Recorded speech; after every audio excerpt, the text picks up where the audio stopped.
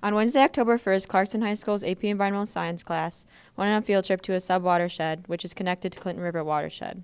For those of you who are not familiar with what a watershed is an area of land that separates water flowing to different rivers, basins, or seas. The Clinton River Watershed is connected to 7 different watersheds, which is Upper Clinton, Clinton, Main, Stony Paint Creeks, North Branch, Red Run, Clinton River East, and Lake St. Clair.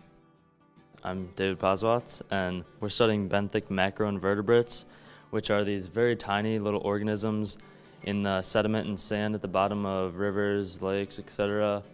They're very small, but they can be seen with the naked eye. We study them under microscopes to determine not only what type there are in this specific Clinton River watershed, but also the number.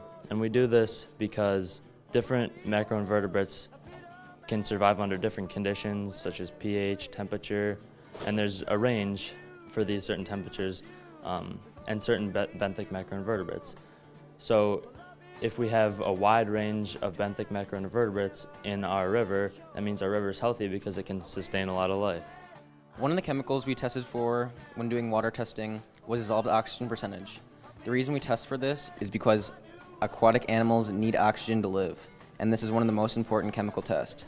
For our part of the river we tested, our score we got was 90 through 71% saturation, which was good for the water.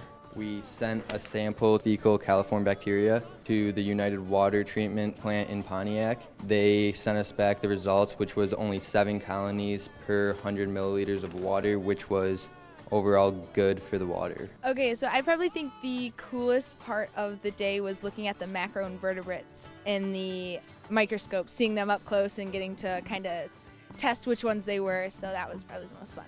Hi, I'm Alex Comats, and I'm going to be talking a little bit today about the physical testing we did at the Clinton River.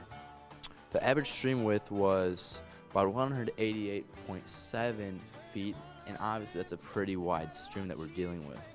And the average stream depth was about 3.9 feet, so not too deep, let's be honest. A lot of this was interesting, and someday I could maybe turn this into a career. It's not like a desk job or anything like that. I don't know, it's just different than normal classwork, and I liked it. And just like wrapping up the whole day, it was like a really interesting and intriguing experience. I don't think like anybody from the class really expected it at all.